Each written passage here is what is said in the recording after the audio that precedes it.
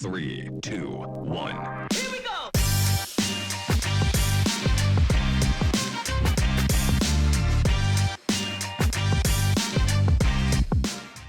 Hey, this is Jay Watts from Merely Human Ministries. This is episode 10 of season 3. Season 3, episode 10. It's the same no matter how you say it.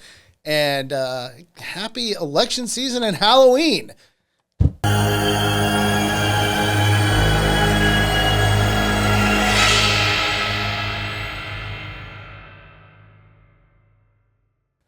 I broke out the Sugar Skull Batman for Dia de los Muertos, the Day of the Dead for Halloween, and for the election season, I guess. I don't know. It has nothing to do with election, but this is one of my favorite figurines that I've been given. I love Sugar Skulls.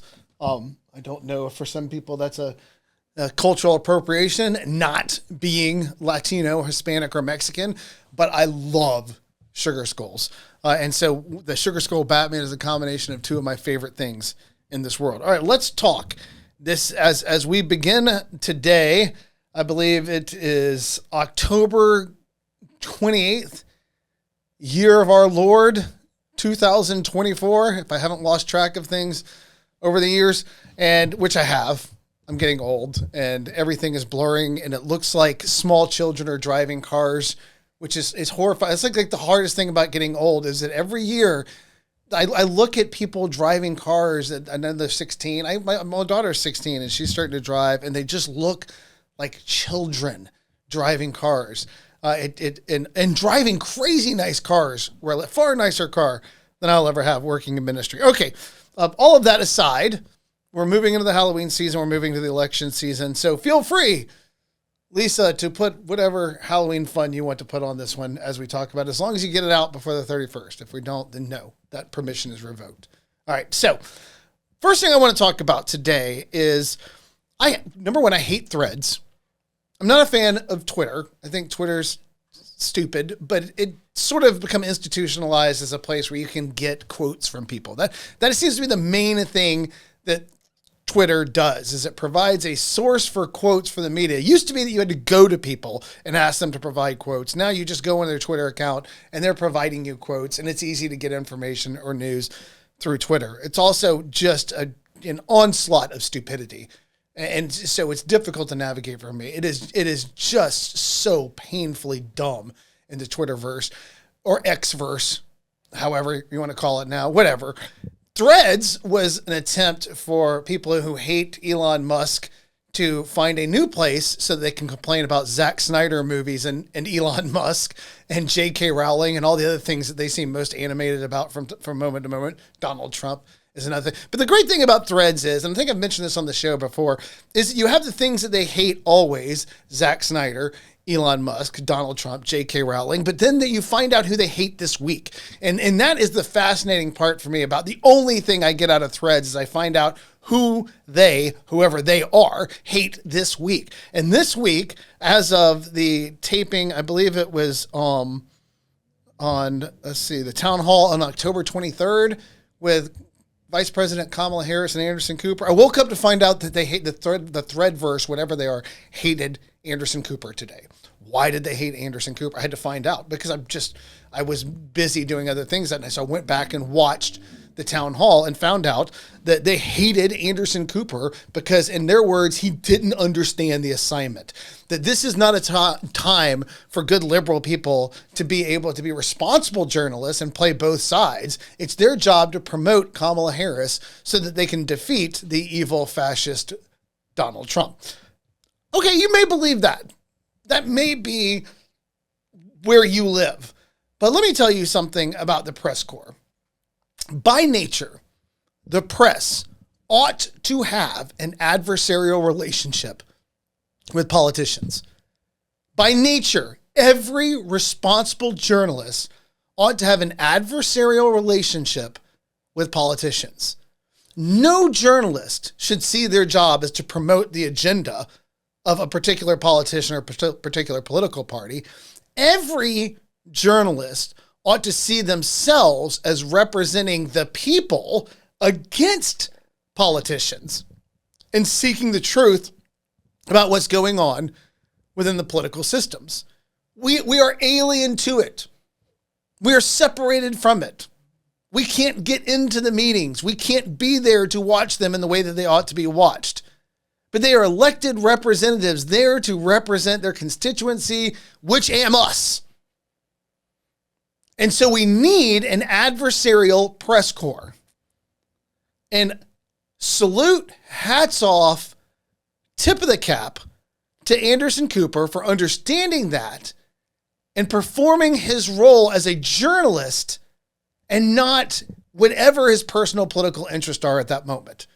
What was it that they were upset about? He pushed Vice President Kamala Harris to answer questions about her past positions on different things. At one point, he pushes her to explain the $400,000 a year threshold as far as how it will affect taxes. Will she raise taxes on the $400,000 a year plus people? Will she lower taxes on people under $400,000? Does she have a fiscal plan in place? That was a very odd moment because she didn't seem to have one and didn't seem to do well pretending that she understood the issue at all.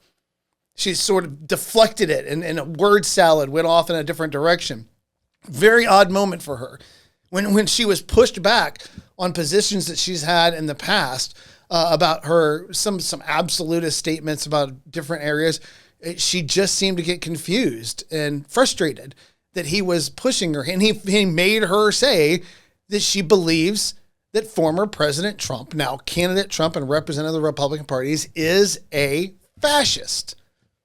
Which, by the way, I posted on Facebook recently. I was reading George Orwell because I wanted to read people who've actually seen and been around fascists who have an insight.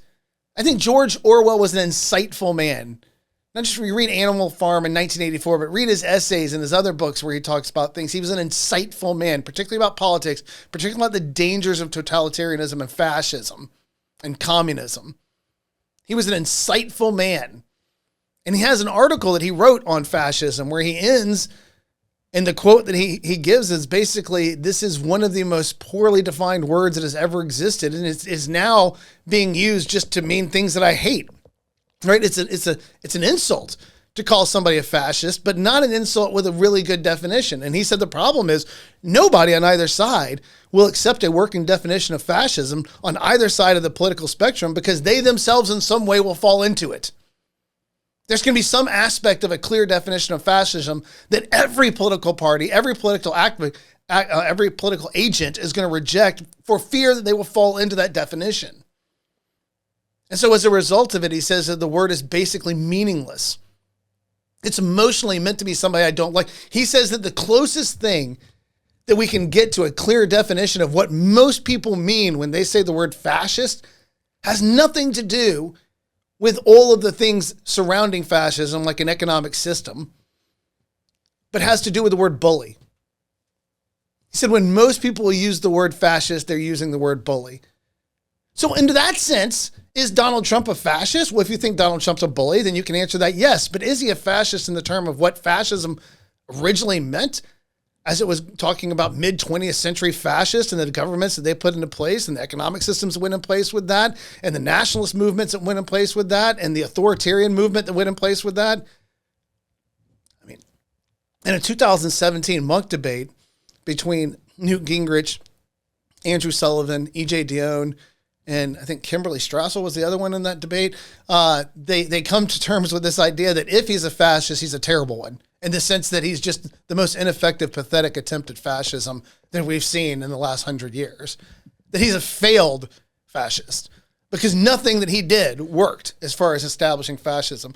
So here's the problem. I think Anderson Cooper did his job. He had a candidate for president in front of him. He put her through her paces. He made her defend her positions. He looked for places where she has been inconsistent in the things that she said in the past versus what she's saying today. He did his job. And he brought to bear the anger of the Threadverse who wanted him to be a Kamala Harris cheerleader because they know or believe that he would prefer her over Donald Trump. So it was his job to help her get elected. No. And every journalist in the world ought to adhere to this principle. It is your job to be adversarial to the political system. Your job to keep them honest. All of them. They are none of them your guys. We, the people, are your guys. You are to represent us by finding out what they're doing and exposing them when they're doing wrong. They are not to be your friends. They are not to be your allies. They are not to be your people that you're out there promoting. You, the press, are to be adversarial. And Anderson Cooper, hats off to you. Thread people who hate him today and for however long you're going to hate him before somebody else does something that you're going to get online. And it's so, I hate the way the internet works. I hate it to the deepest core. Social media is just so, I hate it. I like the social aspects of it. I like finding out what my friends, people that I knew in high school are doing. I like keeping track of the lacrosse community on Instagram. There's social aspects of it that I enjoy, but the drive for engagement is another thing. So let's cover that really briefly before I move on. Anderson Cooper, we put that to bed. Adversarial relationship, be adversarial. Fox News, be adversarial. CNN, be adversarial. Everybody be adversarial to the political system. It's your job to hold their feet to the fire. Moving on. Let's just talk for one moment about engagement and the way that we drive engagement, because I've just become really aware of rage bait recently in the last couple of months. The idea that people say wild things online just to make people angry so that they will engage their posts, because the higher their engagement rate, the more money they're going to get from these social media platforms that monetize their accounts. Engagements mean money. Engagement means followers. How do I get followers? I say something outrageous just to make people mad. When you see people online saying, tell me a book that you hate, I actually saw an author of one of the books that somebody said that they hated, and they talked about how painful that was for them. Someone's like, tell me a book that they hate, and they went online and like one of the first books and it's like, I don't know why I looked, because it's just negativity, and I shouldn't participate in the negativity, but I did. And I looked, and the author said, and there was my book right at the top. And it hurt, because not only do I not understand why this person asked the question to begin with, why talk about the things that you hate? Talk about the things that you love. Talk about the things that are meaningful to you, have changed you or transformed you in some way. Help other people to see good and positivity in the world. Don't just try to get engagement by saying, tell me something that you hate, and feed off of the negativity online. But they said, I got on there and I'm wondering not only why this person wants people to talk about things that they hate to begin with, but how somebody hated what I produced so much that I was like one of the first things they thought, I hate this book, and shared that with them. And that's just a lot of negativity. And as I get older, I just don't have time for it, man.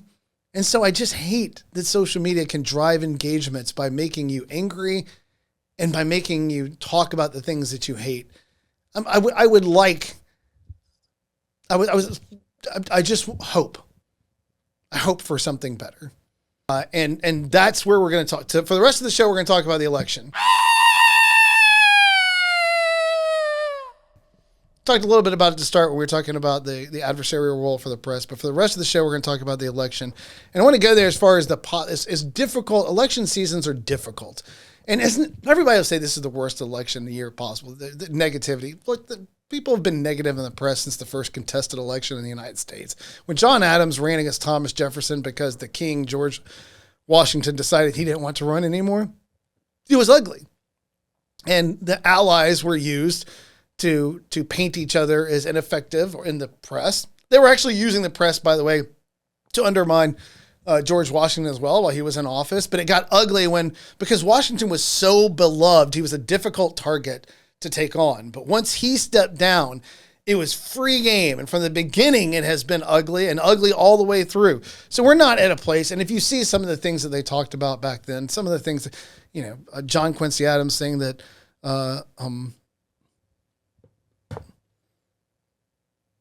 Andrew Jackson was illiterate. Sorry, we had a little moment there. When John Quincy Adams talking about the illiteracy of Andrew Jackson and calling him stupid, and people being made fun of for all sorts of different things throughout the election process. It's always been ugly. It's always a weird negative season. And if it didn't work, they wouldn't do it. But in this season has been particularly interesting because I don't know very many people that feel positively about either campaign. And one of the prevailing narratives that we've seen throughout this campaign is the lesser of two evils conversation. I want to talk about that today. That idea of the lesser of two evils started back. This conversation, Pope Francis was talking about the American election back on September 17th.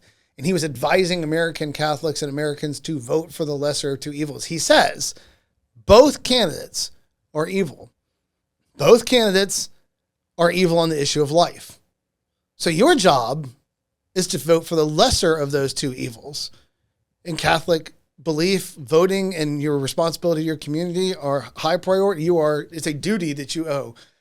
They place an emphasis on the idea of being a part of making a better world through voting and doing the best that you can. And so he comes out and he says, vote for the lesser of two evils.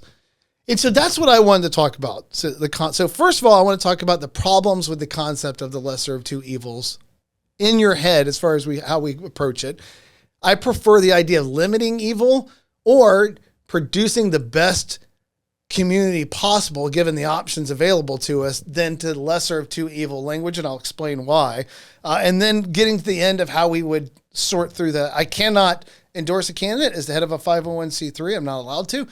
So what we're going to do is talk about it in the sense of the voting the lesser of two evils and looking at issues as best we can. But first, that concept. So what does it mean to vote for the lesser of two evils? How long has this been around? Aristotle talked about choosing the difference between the lesser of two evils back in Nicomachean Ethics. For the Christian, as we go into any voting season, for me, I've mentioned multiple times, the animating principle for me is always goes back to love our neighbor as ourselves. We have responsibility or duty. We've been commanded to love our neighbor as ourselves. In Mark 18, a teacher of the law asked Jesus what commandment is the most important. He answers, combining Old Testament passages from Deuteronomy and Leviticus, telling the man, the most important one, answered Jesus, is this: Hear, O Israel, the Lord our God, the Lord is one. Love the Lord your God with all your heart, with all your soul, with all your mind, and with all your strength. So the first commandment is to love the Lord your God with every fiber of your being. The commitment of your life is to honor and love him first above all things, and all love for everything else will be properly understood through him. The other love that we have will be through him. He gets every bit of our love and devotion. And the second is this: love your neighbor as yourself. There is no commandment greater than these. So as I seek to understand any issue that we're confronting in the world, love your neighbor as yourself is the center point of that understanding. It's how we begin to understand my duty and responsibility to the people around us. So as we talk about this idea of lesser of two evils, it has to be born out of a desire to love. Now, why I don't like the lesser of two evils. I mentioned a second ago that you had Aristotle talking about the lesser of two evils. He wasn't the only one. Cicero had talked about the idea of, and I'm going to get the pronunciation wrong, but Cicero discussed the primum minima de malice, or of evils, choose the least. Thomas A. Kempis, Christian writer, in his Imitations of Christ, puts an admonition of two evils, always choose the lesser. Now, what's interesting about all of those is those don't directly relate to voting. That's not what they're talking about. As a matter of fact, we'll get to Aristotle in a second. Cicero is talking about somebody who has to choose the path of honor over the physical pain of torture, in the sense that he has to choose to be honorable even if it means that he is to be tortured, because that would be less honorable, or there'd be less evil for him to be tortured, even though torturing is an evil thing, than it would for him to lie and to dishonor to protect himself. So he's not talking specifically about voting and bringing anything light. He's talking about a personal choice that some must make to protect his honor in the face of physical torture.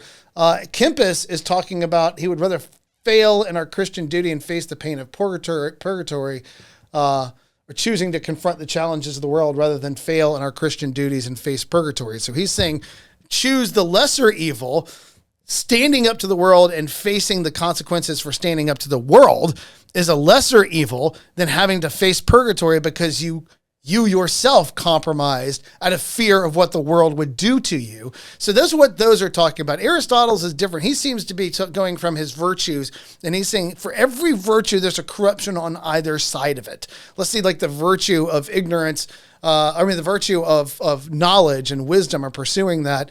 In seeking that, you have the corruption of ignorance on one side and maybe the corruption of arrogance on the other. And he says, for every virtue, the two accompanying evils that straddle it on either side, one of them will usually clearly be less evil than the other. So if you're going to make an error, make it towards the side of the lesser of the two evils. So he's saying every virtue has corruption. Don't allow yourself to go into the area of corruption that leads to the greater evil. If you're going to make a mistake, make it towards the side that is the lesser of the two evils, the lesser of the corruptions. So how do we apply this into this idea of voting when people talk about the lesser of two evils? By the way, Hannah Arendt, a 20th century philosopher, she talked about how she hates the idea of the lesser of two evils. And I think that her idea here is important because one of the things, and even not beyond her, there are writers today that we'll read that say, I won't choose the lesser of two evils because the lesser of the two evils is still an active choice of evil. I'm empowering evil. I'm choosing to vote for or empower an evil person. And I cannot do that. I have my own virtue to attend to, even going back to maybe like Thomas Kempis or things he said, look, I have to attend to my own virtue, even if it means that I draw the hatred of the world. And by attending to my own virtue, I cannot empower an evil human being. If I know they're evil, then I cannot be a part of it. And Hannah Arendt goes along this line, but she goes even further with it. She says, the weakness of the argument has always been that those who choose the lesser evil forget very quickly they chose evil. And what she means by that is that they see, let's say, go back to 2016, when many people were saying back then that we had the two worst candidates we've ever had running for president against each other, Hillary Clinton versus Donald Trump. And what Hannah Arendt is saying is you would see Donald Trump as the lesser of two evils, and you will vote for him as the lesser of two evils. And he wins. And then the problem is that most people forget that they saw him or evaluated him as an evil, and he becomes their guy. And before you know it, somebody that you put into place because they were the lesser of two evils is now someone that you are fighting for, advocating for, defending when they do silly things. No, I'm just saying that if you understood the 2016 election in that way, this is the warning that Hannah Arendt is giving. You forget that you elected them as a lesser evil, and you begin to see them as something tolerable or even worse in her mind, good. She even goes so far as to say that totalitarians, as they seek power, will use this lesser of two evils language to get any particular population that they're trying to gain control over or power over to become insensitive to the idea of evil leadership at all. They're just going to water down the moral sensibilities of people by constantly giving them bad choices to the point that they accept evil leadership. So for her, at least in her concerns, Hannah Arendt's concerns would be that what we need to do if you're going to take a lesser of two evils as approach is never forget that you put evil into power and to stand against that evil in principle, even once you or your side has won, whichever side you are advocating for. Just as I was talking earlier about the press has an adversarial role against politicians. If we elect somebody using lesser of two evil approach to our thinking and reasoning, then our responsibility is to continue to recognize there is evil in power. Even though it was preferable of the two evils, they are still evil. And our relationship to them is adversarial, as long as they do evil or are committed to evil. And that is her concern. And that's the problem with the language and the idea of the lesser of two evils and the corruptions that come from it. I think it's best to change the way that we understand our goals as far as what we're doing. The lesser of two evils language lends itself, I think, to Hannah Arendt's warnings. I see in what she has written in her warnings, and obviously she saw it as somebody smarter than me, I would say, and more accomplished in the academic world in the sense of the impact that she had on the world around her. That doesn't mean I agree with everything Hannah Arendt said. It means I recognize her intelligence and the insight that she had in studying totalitarians, and I've read her book on totalitarianism. And we should take that warning to heart. That when we vote for evil, we forget that we voted for evil. And that has dangerous consequences, both for our own virtue, not her language, but mine, and to the population in general, when we forget to look out for them by standing up against the evil that we put into power because it was the lesser of two evils. So we have to maintain an adversarial relationship. So how can we do that? How can we not make the mistake that Hannah Arendt's talking about? I think that the best way to do that is a different approach as far as understanding it. Instead of voting for the lesser of two evils, I think what Aristotle was getting at when you go to Aristotle's actually quote on this, because he says that it is preferable that we take the less evil option because the less evil option will end up having a world with less evil in it. And if we have the option of having a world with more evil and less evil, then being able to establish the world with less evil is good. That's a good thing that you've done. And so if we look at it instead of choosing the lesser of two evils, but focusing on the job of limiting evil, or in a more positive way of saying it, creating the best possible world that we can, given the options available to us. And I think that therein lies our duty to participate in the elective process. Establishing a duty to vote, just in general, is a difficult thing to do. Establishing a duty to do anything can be very difficult to do. I mean, one of the first things I said in front of a group of college students when I was invited to speak to them recently was I walked in the room and I said, tell me why it's wrong to kill someone. And it was an hour of discussion where it became very difficult to defend even that premise that it's wrong to kill somebody. Ultimately, we got to it. We got to a really cool place in the argument. But from the beginning, what they found out was that superficial discussions of this just wouldn't do. The more we pulled apart at everything, the more difficult it became to establish a duty to not kill our neighbor. It required careful thinking, careful reasoning, and understanding why we must withhold lethal action from the people in our lives. Finding a duty for any kind of thing can be a difficult philosophical conversation to have. So finding a duty to vote, to participate in a very particular kind of governmental system that's not necessary, that doesn't exist by necessity, that isn't a part of the human nature, that's a challenge.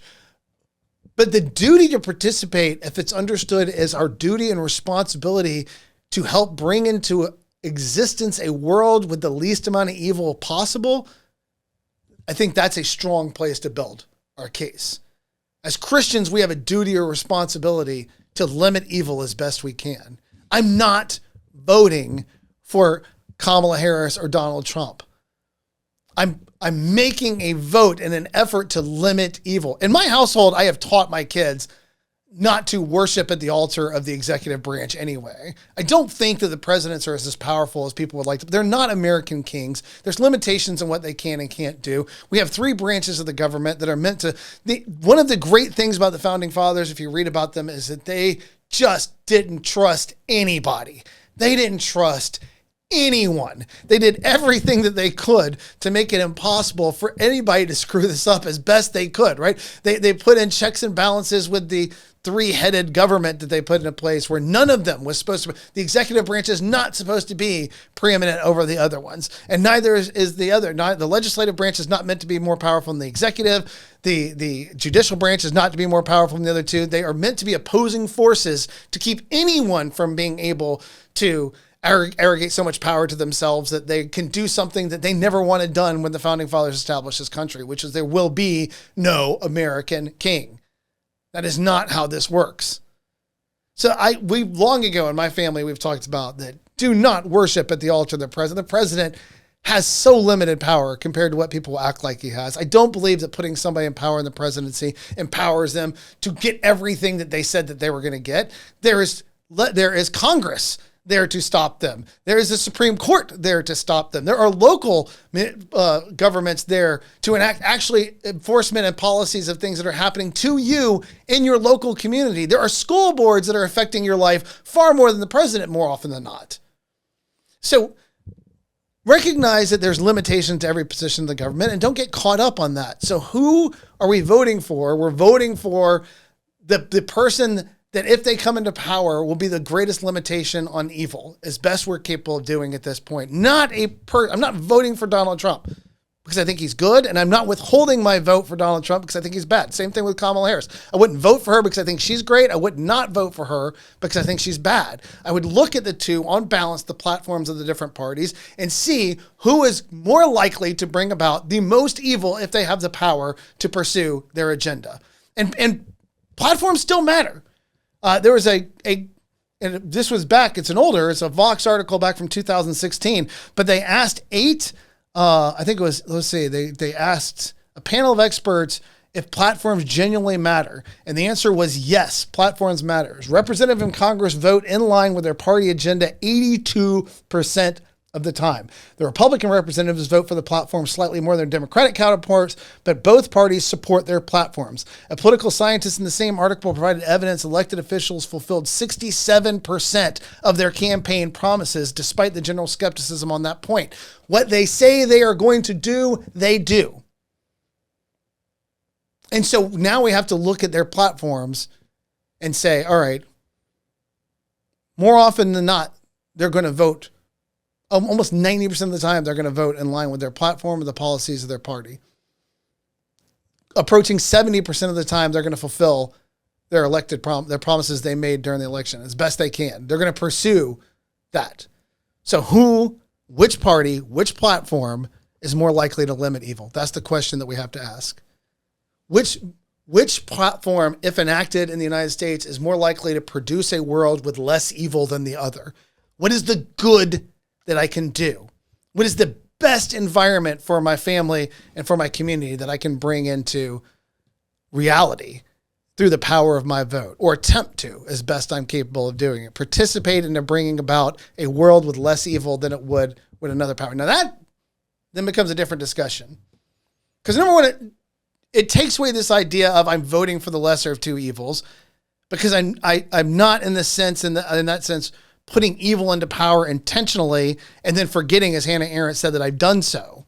What it means is I recognize that there's going to be evil in the world. It's my job to make sure that there's less of it than is necessary. And if I can do that, then I've done something good. Not all good, not perfectly good, but some good in the world around me. So the question then becomes, can we determine which platform is most likely going to be more evil than the other? And I think that the power of the Democratic Party in this is that they have managed to convince people that because they seek political solutions to charitable giving, that they are more caring on certain issues than the conservatives are. And they completely discount the personal givings of conservatives or religious groups or Christians entirely almost across the board.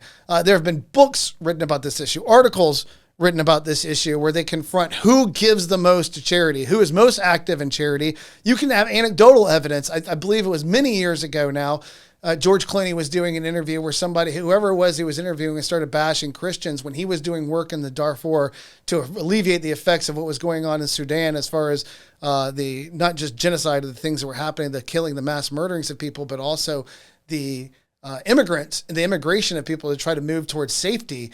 And they started to slam Christians. And he said, no, don't do that.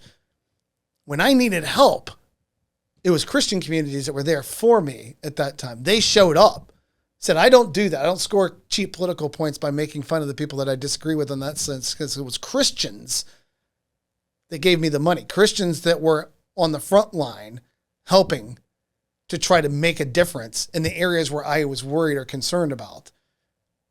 So we can look at the data and see Christians give money. They give through private organizations. They just don't believe that the government is the best way to handle that. And so I think when we talk about the idea of social institutions and that conservatives don't support social institutions the same way the Democrats do, that's not a sign of a lack of caring or empathy on the side of Christians or conservatives. It just means that conservatives tend to follow something like a principle of subsidiarity, where they believe the most local institutions are the best, and they tend to trust private organizations as opposed to governmental organizations to get things done more efficiently. And so they give their money through those places, and they don't believe that government policy is the best way to do it, not because they don't want to help, but because they see the help that's being offered as inefficient and sometimes destructive to the purposes in which it serves. I was talking to a friend of mine one time after I read a book that talked about some of the horrible things that have happened to minority communities. And the author of the book saw it as a conspiracy to attack those minority communities. And as he and I were talking, I said, I agree with, I loved reading the books. I love the idea of being able to see the evil that has been done to that community so that we can get it out there and hopefully rectify the situation. I disagree with the idea that the effectiveness of what has been done to that community is an indication or evidence of a conspiracy. That their idea that there's evidence of it is because it has so effectively destroyed their community. I'm telling you, that's what happens when the government tries to help. They're just destructive by their very nature because they are this massive detached institution that moves with huge amounts of administration to take care of problems that are more effectively handled by boots on the ground people that are right there in front of it who need far less resources to take care of it and understand the problem far better. And that's the difference between conservatives and progressives at that point. It's not that we don't care, it's that we just don't believe a government's a solution. So I take that one off the table, because I don't believe that it's a sign that they care more, that they want to give more governmental money. Every indication that I've seen is that money is pouring into these problems, no matter which problem you want to talk about, through Christian organizations or through charitable giving to private organizations that think that the people that are giving to it, the conservatives think are just better at handling the job than the government. So let's get into areas then. I've talked about on this show, Donald Trump's not good on abortion. He's just not good on abortion right now. He thinks that we shouldn't have a national ban, a federal ban. He certainly doesn't think if you're going to do it, you should do it before 16 weeks.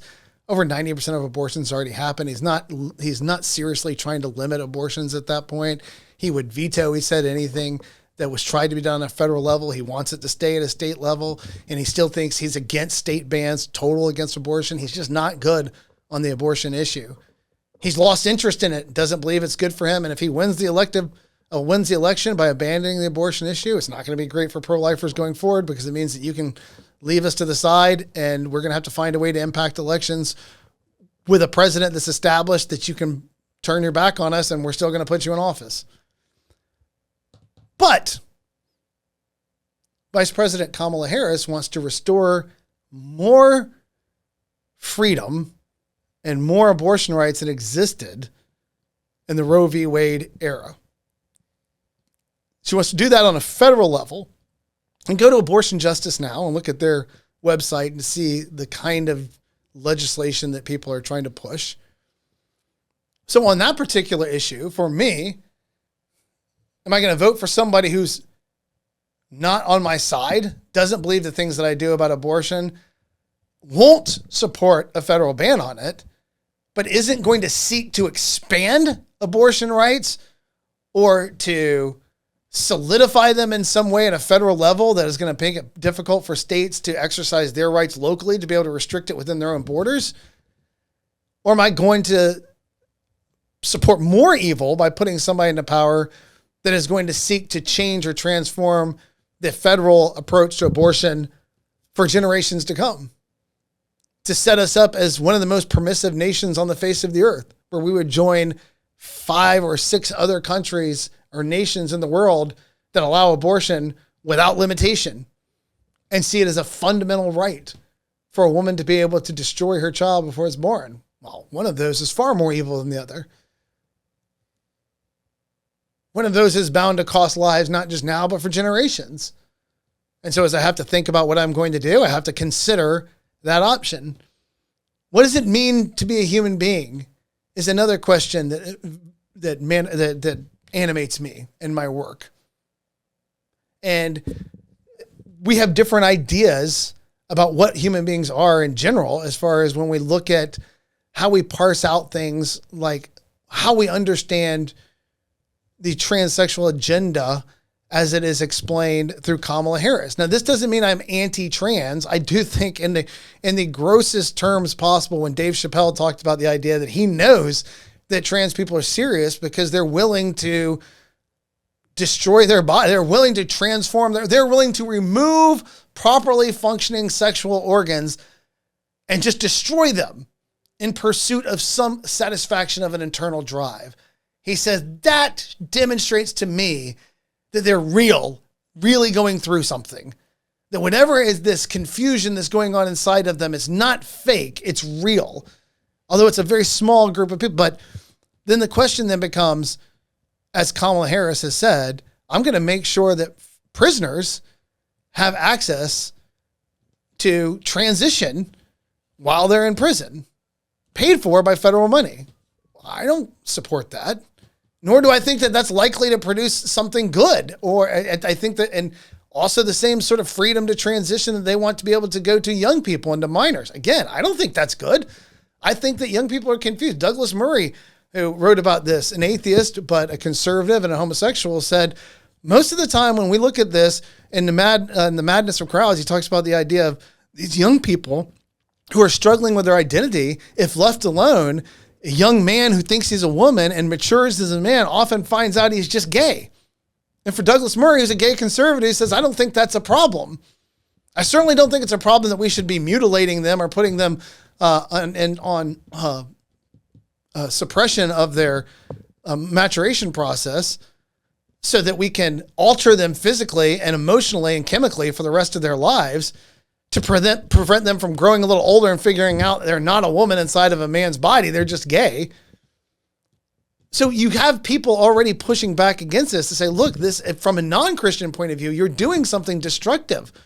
Joe Rogan has pushed back on this as well. I quote Joe Rogan, but it's a demonstration of people outside the Christian community that say the freedom to be able to allow young people to transition before they mature and have a full self-awareness of what it means to be who and what they are is a dangerous thing. So if somebody's pursuing that agenda, then I think that that is far more dangerous than somebody who is displaying narcissistic tendencies and may want to accomplish things as an authoritarian that he doesn't want to that he would never be able to accomplish. I think Newt Gingrich in that Monk debate said something interesting. He said that every person running for president is in some way or another flawed, because who would ever want that position?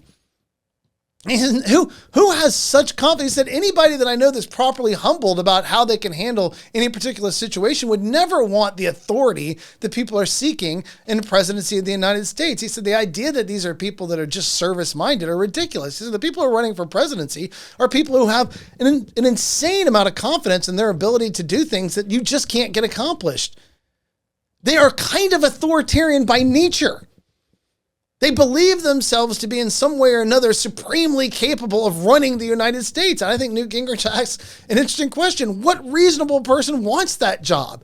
Anybody that's going after it is on some level a bit self-centered, has a grandiose idea about who and what they are and the way they ought to be seen in this world. They lack some basic humility or ability to understand that there's things that you shouldn't want and couldn't do and can't pursue. You see this all the time in all presidential nominees' language. I'm going to do this. I'm going to do that, as if doing it were just as easy as them saying it, taking office, and then writing an executive order and getting it done. They lack any understanding of how difficult it is to get anything done in this world, because they all seem to have, on some level or another, in Newt Gingrich's point, authoritarian complex. They want authority because they can believe that they can use it better than everybody else. And he says, to me, that's already a character flaw, whoever you're going to put into office. And that Donald Trump seems to have that in greater amounts than other people. I mean, it's a matter of degrees. You're all the same, operating on the same authoritarian impulses. He's just louder and more obnoxious about it than everybody else is. So the things that he would pursue in office that are dangerous that I hear from the other side is immigration issues.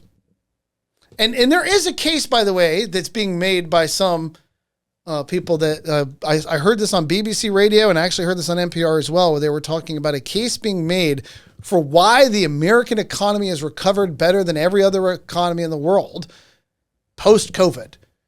Said we have recovered better than every other economy. And one of the reasons that they're saying that the strength of the American economy right now is in immigration. That we have more people coming into the country that are taking low-earning jobs, and we're getting more work done than other nations are getting done. We just have more people working. And you hear this, by the way, from people who are anti-Trump's immigration policies. If you get rid of these people who are here working, then I'm not going to have anybody here to get the job done any longer. But this misses the point. Donald Trump, as far as I know, and conservatives, I know for certain, aren't against immigration. They're against uncontrolled immigration. They're against the idea of just having a free flow of human beings coming into our country without us knowing who they are or what they're up to. They're against the idea of having people filling into our population without us having the slightest idea of how they got here. And so what we want to do at that point, as far as what the conservatives are saying, is identify the people who have gotten here illegally and to either, now Donald Trump has promised the largest, what's the word I'm looking for, JD? Deportation, the largest deportation in American history. That seems to me a strange thing to come out and say that he wants, right? I'm going to deport more people than anyone has ever deported. Here's the problem. As a conservative, I like less government, and the idea of this massive deportation army I find unsettling personally. But I don't think he'll be able to do it. I mean, this goes back to, I think, Newt Gingrich talking about maybe he's a fascist, but he's not a good one, right? I don't think he's going to have the ability to do this thing that he wants to do. The same way, going back to the other side, where the progressives were very upset about the wall. And that's one of the things Anderson Cooper pushed Kamala Harris on, where he was saying, you were against the wall. You said the wall is a bad idea, but you have now passed executive orders that are stopping the flow of immigration in this country. Joe Biden has. Y'all finally taken care of the problem. He asked the question, why didn't you take care of this before? And does further limitation of immigration mean building a wall? And she had to say yes. It's like, so you're not against walls, right? Everybody's for a wall. Because there's just got to be some limitation on the number of people coming into the United States so that we can keep track of who's coming in. It's not anti-immigration. It is anti-illegal immigration and the uncontrolled flow of human beings into our country and the ability to sort out who's coming in and why. And then not letting people who have broken the laws free to do so again. So there, I don't see the great evil. I see Donald Trump saying things that I think are crazy, which he does. But when I think about Republican policy, I don't know that there would be greater evil by restricting the flow, which the Democratic Party is already doing. They're already trying to do. He's just being a little bit more aggressive about it in his language. So again, this becomes a matter of degrees. Even the Democratic president, Joe Biden, realized that he has to control the borders, and he's taken efforts to do so. It is already something that's being done. It's not like you have an anti-immigration party and a pro-free flow, all immigrants allowed to come into the United States party. You have two different parties with different degrees about how they think we ought to restrict the flow of immigrants into the United States. And because one of them is crazy in the way that he talks about it, I don't see that as being a sure place where I can see more evil or less evil as a result of one party over the other. It's difficult to see because he says so many crazy things. But the level of hatred for him and getting past him as what I'm voting for and looking for evil, I have to, on balance, start to understand which party is going to create a more evil, and not from everyone's point of view, but from mine, as best I can to understand what my vote will do. That's my responsibility, to create the best world that I possibly can, given the options that I have. And as I evaluate the two parties, and I encourage everyone over and over again, read the platforms, look at what they're saying they're going to do. I am a smaller government guy, less government guy. That's why Donald Trump saying he's going to deport more people ever makes me nervous. Not because I have a problem with control of immigration or control of the flow of human beings into our country, but because the idea of massive deportation means empowering the government to go around and just start throwing people out. And the forces that you're going to array to have to do that, and the abuses that can happen as a result of that, they personally make me deeply uncomfortable. Not to mention the idea of, I don't like treating all immigrants that are here the same as far as whether they came in legally or illegally than I do treating it from either direction. I think that we have to be careful in how we treat other human beings. There are people who snuck into our country for reasons that would be ultimately good, that you would do if you were in their position. And then there are people that are up to no good. And we have to be able to sort those people out. That's why we have to control them coming in better. But now as we go through, I think it is equally bad to just go around kicking everybody out as if they all did the same thing. So this is hard.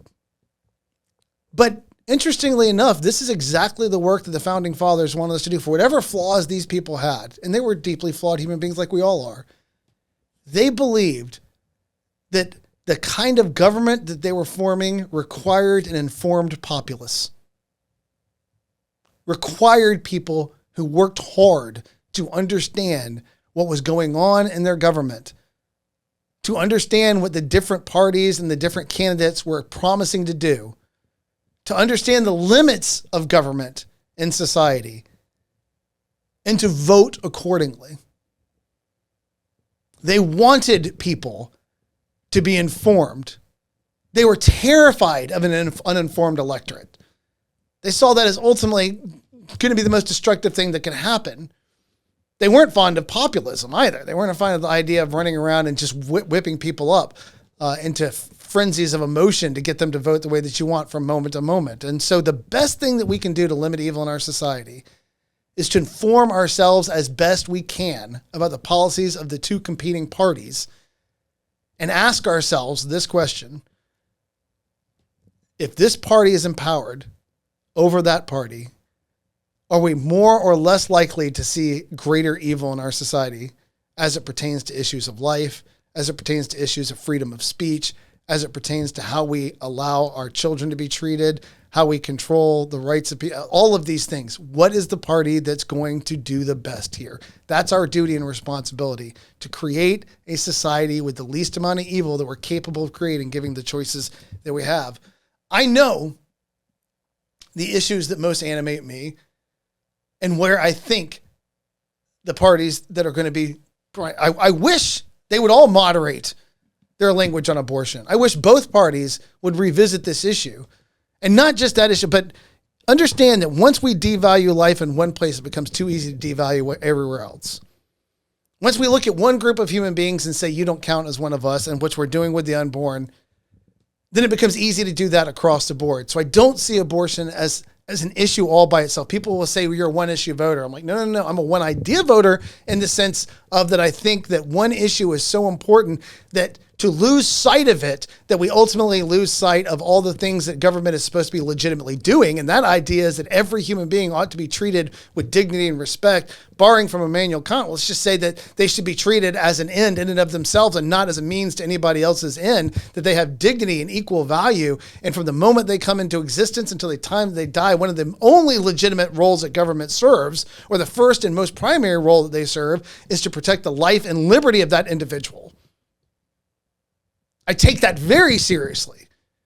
And once a government decides that they don't have to concern themselves with either one of those principles, life or liberty, I see the danger of evil growing within my community is far greater than if we have an excess of respect for life or liberty. And I will always go in that direction. I will always go in that direction. Life and liberty first. And I will always look to limit the evil when I see people threatening either the principle of life or the principles of liberty. All right, that's it for season 3. We are going to have 2 special holiday issues coming up here. We're going to have a Thanksgiving episode, not a part of a season, just a merely human things Thanksgiving episode. And then we'll have episode 2 of our Christmas special. We're going to have another Christmas special. So I'm going to have to come up with more interesting things to talk about at Christmas than we did last year. We're going to have effects. We're going to have snowmen and snowballs. It's going to be crazy. Thank you so much for joining us. This is Jay Watts from Merely Human Ministries, Human Things. Go to our website, merelyhumanministries.org. You find links to all of our podcasts and to the Substacks that we're going to be writing in cooperation with that. Have a great day.